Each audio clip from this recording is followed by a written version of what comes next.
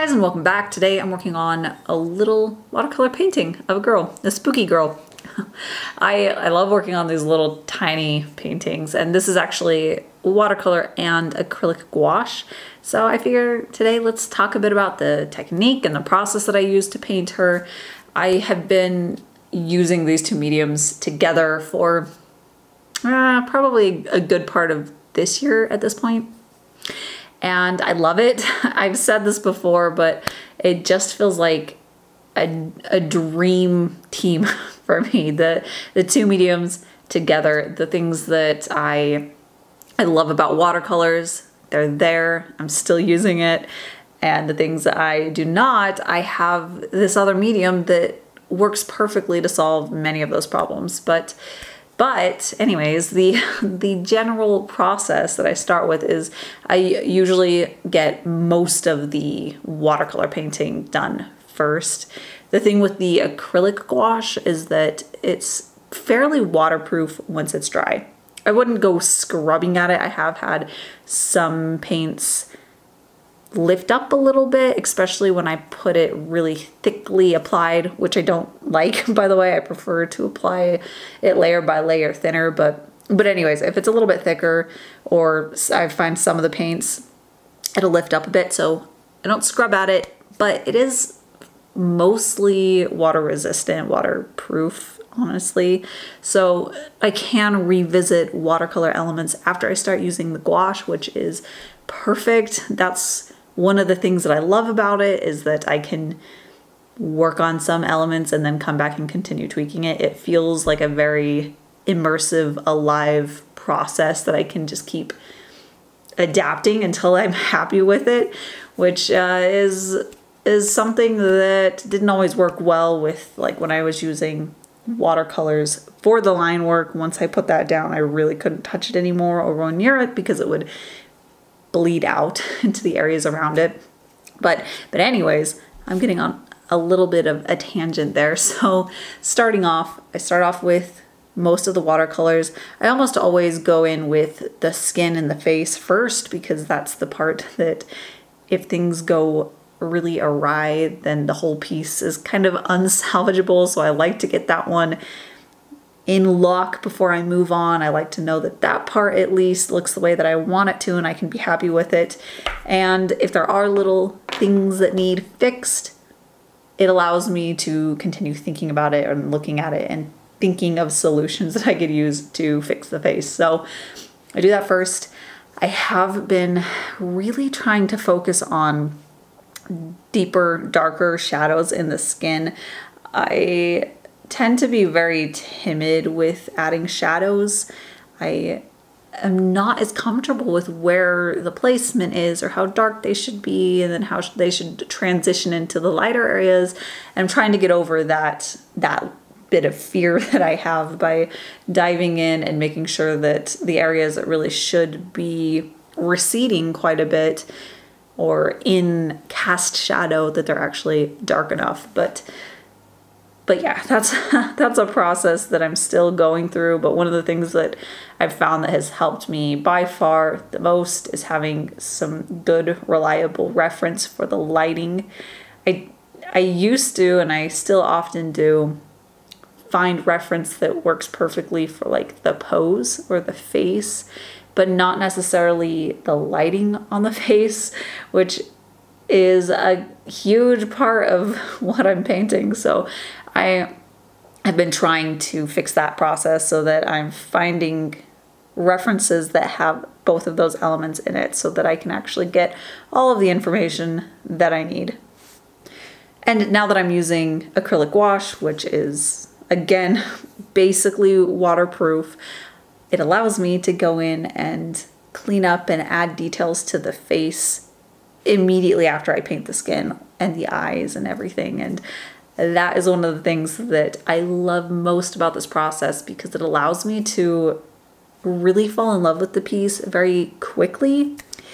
Before, when I was only using watercolors, I would wait to do all of the line work and these really little defining details until the very, very end, because again, I was using different different mediums to create the line work, but often it was watercolors. So I didn't want to touch any of that until I was sure that I had it where I wanted it to be. But now I can go in and I can use my gouache and I can actually paint in like the eyelashes and the eyebrows and get everything in lock, and she looks so sharp and I'm really happy with that, which is very exciting. But yeah, when I can get the face looking right and I don't have to keep reminding myself, well, it's okay that it looks weird because it's not finished yet. Instead, I can get it to where I'm happy with it, and then I get to say, okay, well, now I get to move on to something else. And I love that. I love refining that area and then moving on and knowing that I can still revisit it and enhance things, make things better, make the shadows darker. But yeah, I love that. I love being able to refine an area. And then I moved on to her hair, which I gave her a really dark blue-black hair.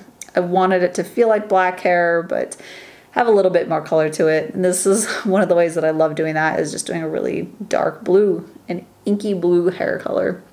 And I have found that I'm able to be a lot braver with having overall really dark values for things in watercolors because I have gouache to help me finish off some of the deepest, darkest shadows. With watercolors, that can sometimes be a challenge to get things as dark and rich as I need them to be, especially if, say, like her hair, overall the value is really dark and then those shadows need to be even darker. Layering enough pigment to get it that dark for the shadows, which tend to be almost black, it comes with a lot of issues. It gets really grainy sometimes, and it's hard to describe, but if you've seen that in real life where the pigments just don't layer as well to create that deep dark look, it can be really frustrating. And I found that I have shied away from making certain elements as dark as I wanted them to be. But since I've been using my acrylic gouache, it has basically solved that problem for me. So you can water down the acrylic gouache basically down to a wash. It can even be used very similarly to watercolors, but then once it's dry, it's locked in there and it's basically permanent, which is nice. It doesn't lift back up. But it also doesn't have many of the issues that really, really dark watercolor washes have. It just has a much smoother, more even wash, which I love because then when I am done doing an area that's really dark, like her hair, I can go in with, say, my black gouache and just really richen up the darkest shadows, and it just smooths it out and it makes it look really luscious, and I love that. So I have been really relying on that to just help clean up and sharpen up the shadows that are really dark like that.